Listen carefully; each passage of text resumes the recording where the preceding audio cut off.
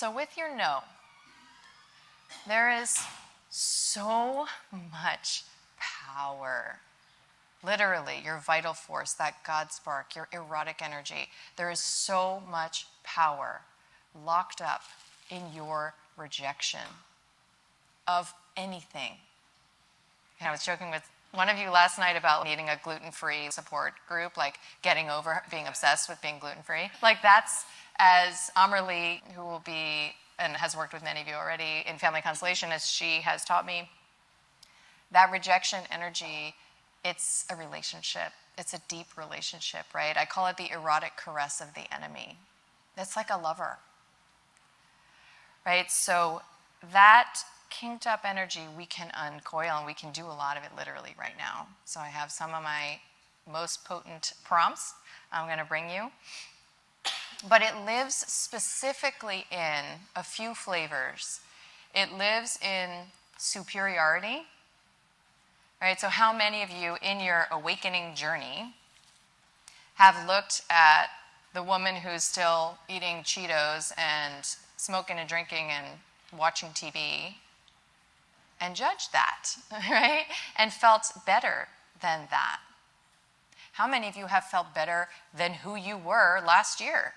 And I love the Maya Angelou quote, when you know better, you do better. There is such a thing as better. And better with an air of superiority, better with a sense of judgment, better with a, I know how you should be living, other woman, energy. It's a prison that we make for ourselves, and it is the rejection of dimensions of ourselves that are holding gifts and holding life force. It is choosing death. So how you reinvigorate, how you re-enliven is to explore this relationship, okay? It lives in resentment. As my coach Whitney would say, the bitter bitch in us, right? Our no is arrested in our resentment. I call it buying eggs from the hardware store. Like, where in your life you're insisting that it should be different, and you're like so irritated that it's not still. Resentment is a powerful portal. And if you remember anything, maybe you've heard me say it, I'll say it a million times more. If all you do as a spiritual practice in your life is enter through the upset, is feel upset about something and go in, and by go in, literally care enough about these parts of yourself that you will stand with them, be with them, sit with them for 30, 90 seconds, okay? That's all it takes to start to reunite and reclaim and re-enliven these dimensions of ourselves within. We can alchemize this rejection into discernment.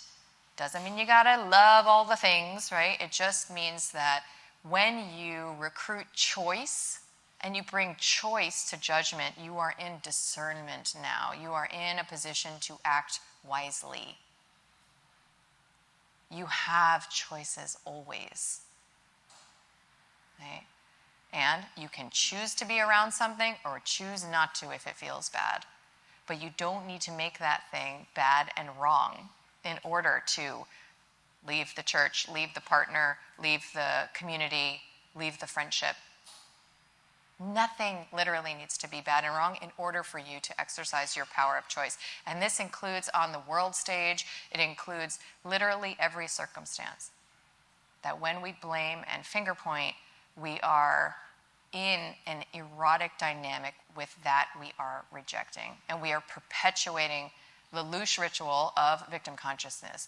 We are giving our life force energy for the collective field of life force energy to be drawn upon parasitically, instead of sourcing from within and navigating how we're going to share our energy.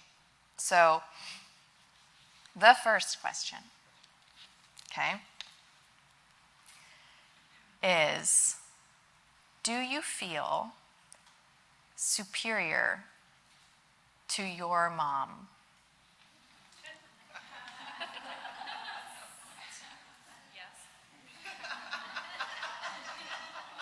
Can I get a show of hands?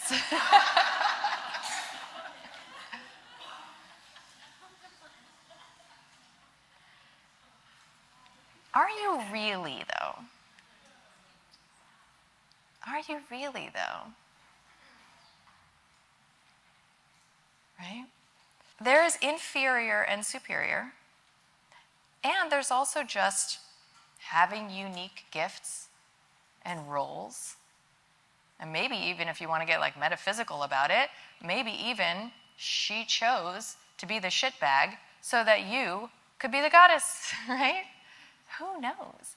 But there are a lot of different perspectives that reframe what appears on the outside to be your awakening, right? Your empowerment, your reclamation.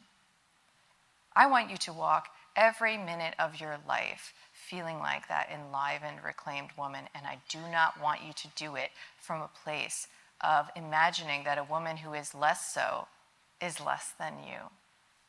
Okay? So that's what we're going to smoke out today.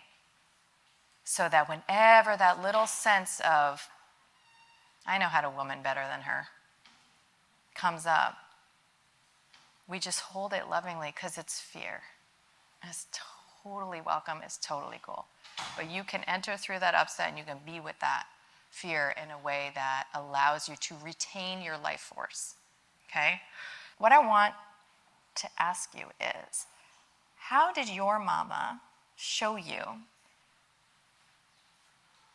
what it is that you actually want in this lifetime? Like, how is it that she treated you, that she acted, that she behaved, that has specifically informed what it is that you want now in your life? How did she play that role in creating the conditions for you to be clear about what works for you, about what feels good, about what you like and what you don't like?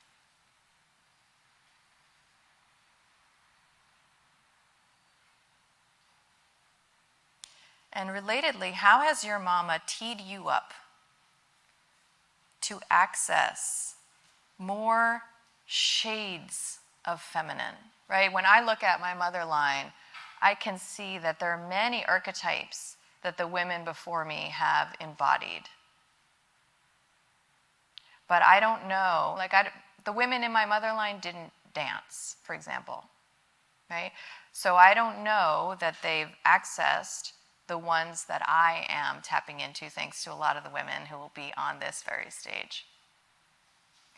And so it's real easy for me to feel like I'm doing better and I'm more woman and I'm more aligned. And all of that in one dimension, yes, is true.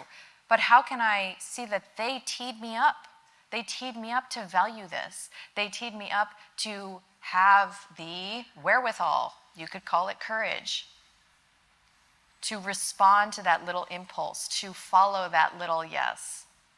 How did they tee me up? Maybe they teed me up by not dancing, right?